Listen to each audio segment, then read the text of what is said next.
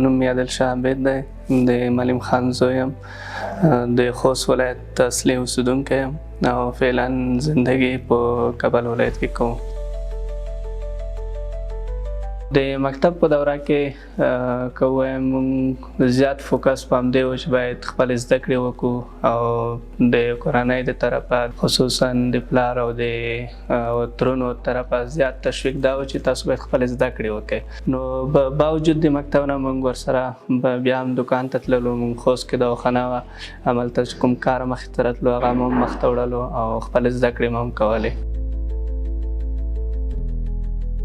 پنځم، شپږم، اووم دغه سیمسټرونه زما لپاره ډېر ښه خاطرې لري، ځکه په ټولو کې زما A ګریډ و او استادانو هم ما څخه ډېر راضي وو. مثبت فکر سره مې د وخت مدیریت ته هم صحیح ځواب ویلی او کوشش مې کړی دی چې خپل پوهنتون درسونو ته او خپل کاروبار ته په دواړو ته مناسب وخت ورکړم.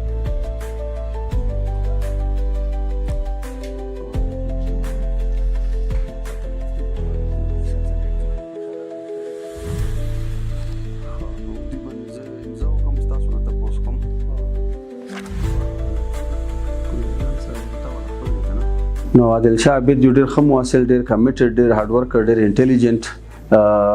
زه به ووایم چې لکه یو کار وبستلو والا یو کس دی.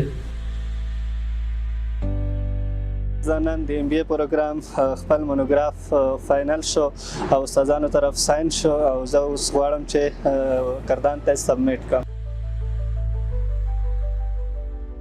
ماسټري په کردان پوهنتون کې مې پیل کړه، دا هغه سرټیفیکیټ ده اکاډمیک ایکسلنټ اوارډ چې د ماسټري په دور کې ما د کردان پوهنتون څخه اخیستی ده. یو هدف لاسته راوړلو سره ما دویم هدف ځان ته پیدا کېدلو، یو به پوره شو وبه مې ویل چې نه هغه باید پوره شي.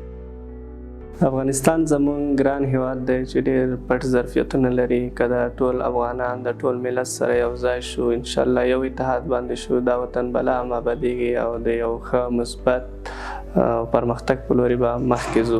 که چېرته ماته د دولت د طرفه کومه زمینه برابره شي د تعلیم د لوړولو لپاره به کار کوم، د افغانستان تعلیم به سټنډرډ جوړوم، هغه څه چې په نړۍ کې کېږي هغې مطابق هغې نه به کوشش کوم چې لا هم زیات ښه کړم او ورسره د افغانستان د ځوانانو لپاره به پوره کوشش کوم چې دوی ته کاري فرصتونه برابر کړم. که چېرته زه 150 یا 200 پورې کارمندان ځان سره ولرم، دا د ټولنې د بیکارۍ په سطحه سر لري.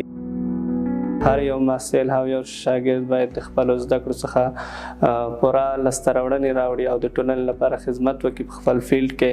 هر فیلډ د افغانستان ضعیفه دی او باید هر یو محصل د خپل فیلډ مطابق ټولنې ته خدمت وکړي.